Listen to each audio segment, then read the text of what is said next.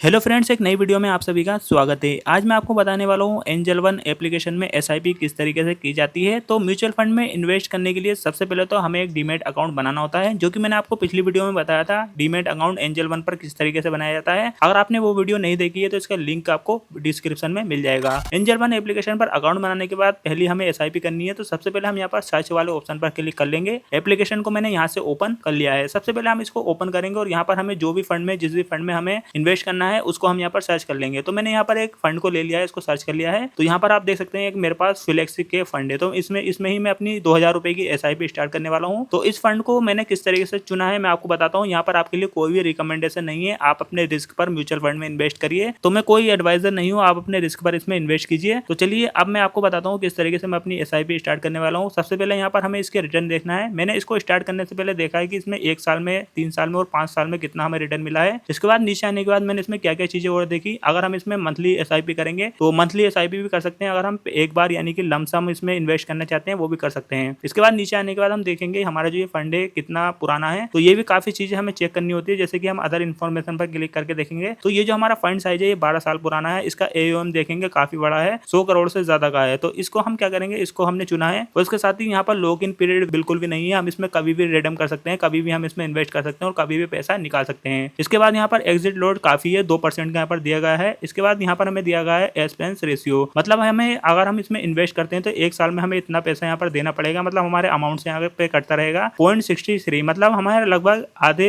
% से ज्यादा का यहाँ पर देना होगा। तो यहाँ पर क्योंकि हम अगर इसमें इन्वेस्ट करते हैं तो इसमें मैनेजर और पूरी जो हमें हमारी इन्वेस्टमेंट होती है, तो ये जो हमारा खर्चा होता है ये एक्सपेंस रेशियो कहलाता है। और एग्जिट लोड वो होता है जब हम पैसा निकालते हैं, तो हमें यहाँ पर 2% का देना होगा। अब इसके बाद यहाँ पर हमें टैक्स इन्फॉर्मेशन दिखाई देगी। तो यहाँ पर अगर हम 1 साल से पहले अपने पैसे को निकालेंगे तो हमें 2% देना होगा, लेकिन अपनी कैपिटल पर नहीं। हमें जो भी रिटर्न मिला है उसका हमें 20% टैक्स में देना होगा। अब यहाँ पर अगर हम लॉन्ग टाइम के लिए अपनी इन्वेस्टमेंट कर रहे हैं तो यहाँ पर हमें देखने को मिल रहा है हमें 12.5% का यहाँ पर टैक्स देना होगा। लेकिन अगर हमारा जो इन्वेस्टमेंट है उस पर हमें 1,25,000 रुपए का प्रॉफिट हुआ है तो ये एक फाइनेंशियल ईयर के लिए है, तो यहाँ पर हमें कोई भी टैक्स देने की जरूरत नहीं है। लेकिन 1,25,000 रुपए से ज्यादा का अगर हमें गेन होता है तो यहाँ पर हमें 12.5% का टैक्स देना होगा। अब यहाँ पर हम देखेंगे रिस्क रेटिंग। तो ये जो हमारा फंड है इसमें रिस्क काफी है, तो इसमें जो रिस्क लेना जानते हैं वही यहाँ पर इन्वेस्ट कर सकते हैं। तो मैं यहाँ पर थोड़ा सा रिस्क ले रहा हूँ। इसके बाद हम फंड होल्डिंग देखेंगे, मतलब ये जो फंड है कहाँ कहाँ पर हमारे इन्वेस्टमेंट कर रहा है। तो जैसे कि हम देखेंगे यहाँ पर हमारी लगभग 20% बैंक में हमारी इन्वेस्टमेंट हो रही है। और इसके बाद जो हमारे डेट फंड होते हैं जैसे कि गवर्नमेंट बॉन्ड वगैरह, उसमें यहाँ पर हमारा 15% यहाँ पर जा रहा है। इसके साथ ही फाइनेंस में 7% जा रहा है। तो ये सेक्टर वाइज यहाँ पर हमें दिखाई दे रहा है। इसके बाद अगर हम देखेंगे टॉप होल्डिंग, मतलब सबसे ज्यादा किस में लगा हुआ है, तो यहाँ पर हम देखेंगे अगर होल्डिंग नेम, तो यहाँ पर हम देख सकते हैं डेट फंड में हमारा 10%, एचडीएफसी बैंक में 8%। तो यहाँ पर हम इस तरीके से यहाँ पर सब चीजें चेक करेंगे। अब मैं इसमें इन्वेस्ट करने वाला हूँ। तो हम क्या करेंगे, हमें नीचे एक ऑप्शन मिलेगा इन्वेस्ट नाउ का, तो हम इस पर क्लिक करेंगे। इस पर क्लिक करने के बाद हमें यहाँ पर कितने रुपए की एसआईपी करनी है वो हम यहाँ पर अमाउंट डालेंगे। तो जैसे कि हम यहाँ पर 1000, 2000 कितने की भी डाल सकते हैं। तो मैं यहाँ पर 2000 रुपए की एसआईपी करने वाला हूँ। यहाँ पर आपके लिए कोई भी रिकमेंडेशन नहीं है, आप अपने रिस्क पर अपने हिसाब से यहाँ पर एसआईपी करें। और म्यूचुअल फंड में थोड़ा सा रिस्क रहता है, इसलिए आप किसी फाइनेंशियल एडवाइजर की सलाह जरूर लीजिए। तो यहाँ पर हमने 2000 रुपए डाल दिए। अगर हम यहाँ पे एसआईपी स्टार्ट करने वाले हैं तो एसआईपी पर क्लिक करेंगे। तो एसआईपी करने का ये फायदा रहता है कि हमारा जो छोटा सा अमाउंट होता है वो आगे जाके मतलब 10-20 साल के बाद काफी बड़ा अमाउंट बन जाता है। वहीं हम अगर चाहें तो वन टाइम भी यहाँ पर इन्वेस्ट कर सकते हैं। तो हम यहाँ पर एसआईपी स्टार्ट करने वाले हैं 2000 रुपए की। अब यहाँ पर हमने 2000 रुपए एसआईपी के तौर पर डाल दिए है। अब इसके बाद यहाँ पर एक ऑप्शन है 4th ऑफ एवरी मंथ। तो हम क्या करेंगे, यहाँ पर हम पेंसिल पर क्लिक करेंगे। अब हम यहाँ पर सिलेक्ट करेंगे हमारी जो एसआईपी है वो अगले महीने में किस तारीख को कटे। तो हम उस डेट को यहाँ पर सिलेक्ट कर लेंगे, जैसे कि मैंने यहाँ पर अपने हिसाब से कर ली है। इसके बाद हम कंफर्म पर क्लिक कर देंगे। तो हमारी डेट भी यहाँ पर आ चुकी है। और यहाँ पर देखेंगे विड्रॉ एनी टाइम, मतलब हम कभी भी हमारा पैसा वापस निकाल सकते हैं। कैंसिल भी हम कभी भी इस एसआईपी को कर सकते हैं। इसके बाद नीचे हमें एक ऑप्शन मिलेगा यूआर यूपीआई आईडी। यहाँ पर हम अपने जिस बैंक से भी, जो भी बैंक हमने यहाँ पर लिंक कर रखा है उसको हम यहाँ पर सिलेक्ट करेंगे। और इसके बाद यहाँ पर हमें एसआईपी करने के लिए जो पैसा है वो हम किस माध्यम से करना चाहेंगे। तो अब यहाँ पर हमें पे का ऑप्शन मिलेगा। तो हम क्या करेंगे, पे ऑप्शन पर क्लिक करेंगे। और पे ऑप्शन पर जैसे कि हम क्लिक करेंगे हमारे सामने 2-3 ऑप्शन आ जाएंगे। जैसे कि अगर हम बैंक अकाउंट से हमारा फोन पे आईडी वगैरह यहाँ पर लिंक है तो हम यहाँ से कर सकते हैं। अगर आप हमें यूपीआई से करना है तो हम यूपीआई आईडी से भी कर सकते हैं। इसके साथ ही हम नेट बैंकिंग से भी अपनी पेमेंट कर सकते हैं। तो चलिए हम अपनी यहाँ पर यूपीआई आईडी डाल देते हैं। और यूपीआई आईडी डालने के बाद हम यहाँ पर पे कर देंगे 2000 रुपए। तो देखिए हमने अपनी यूपीआई आईडी डाल दी है। पे वाले ऑप्शन पर अब हम क्लिक करेंगे। और पे ऑप्शन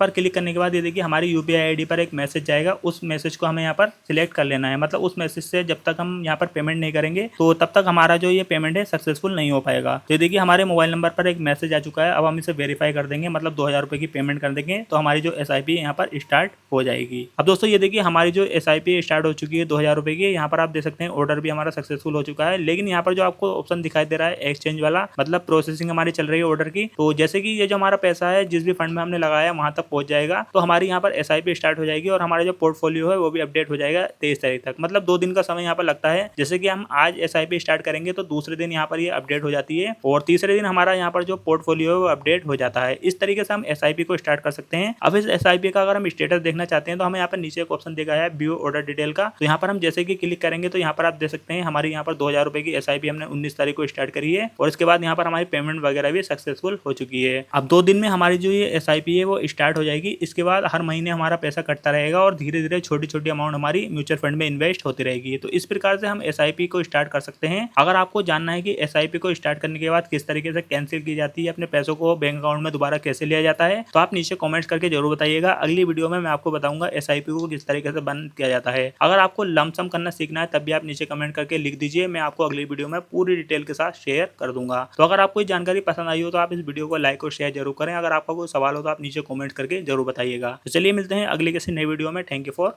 वॉचिंग।